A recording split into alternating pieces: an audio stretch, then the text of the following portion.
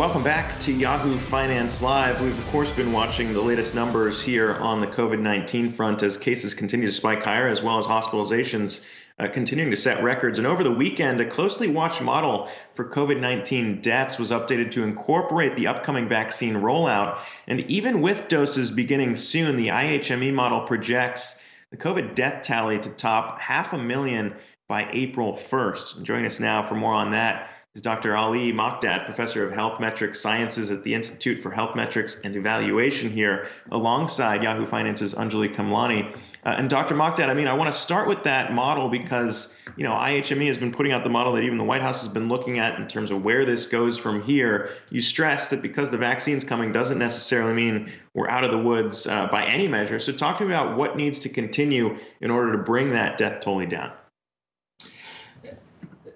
Good afternoon.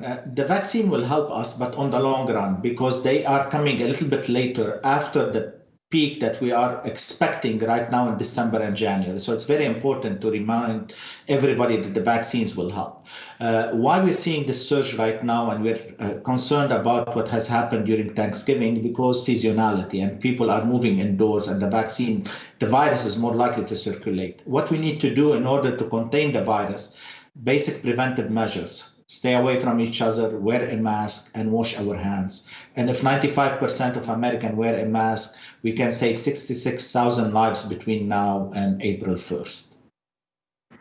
So let's talk about that number. It's a pretty significant one when you consider that mask wearing is recommended, but not necessarily mandated in a majority of states across the country.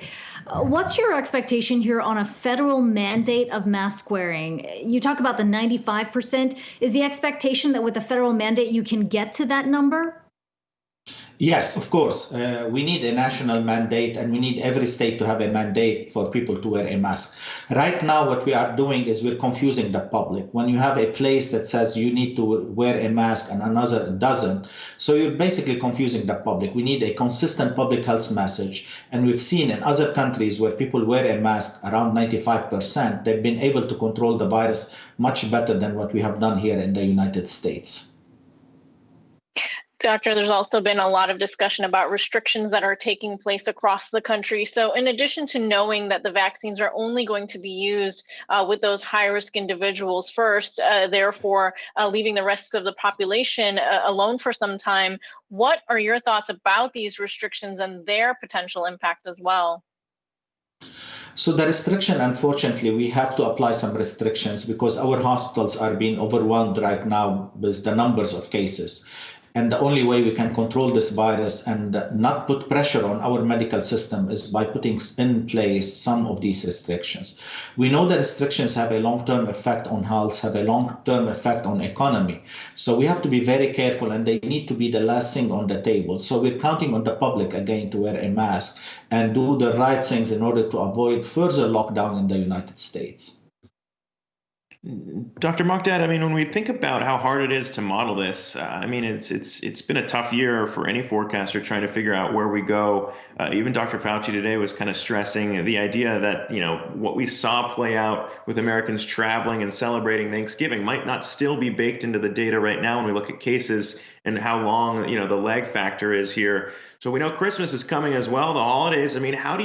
How confident are you that the model right now, the IHME model, what kind of variance are we expecting if things do get bad in terms of Americans not adhering to some of these policies over the holidays?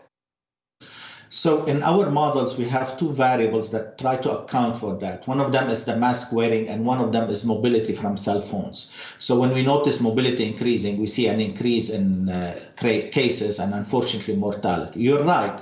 We don't know the impact of Thanksgiving yet. It's unfolding in this week and the next week. But for all of us right now, we can add these variables as we get them, and we can update our projections based on how people moved and how much they wore their mask or not. And Doctor, we've heard increasingly from public health officials that the real spread right now is happening inside homes, in these gatherings that are happening. You talked about the restrictions that are going into place right now in places like California as something that's necessary, but how effective can something like that be when the restrictions are largely enforced in public areas, but the actual spread is happening in private homes? Very good point. So in order to control COVID-19, we need the public to do their part and the government to do its part. So we've seen right now in California restrictions came into play. But at the same time, you're right. Now we're seeing a lot of infections happening indoors and inside people's home.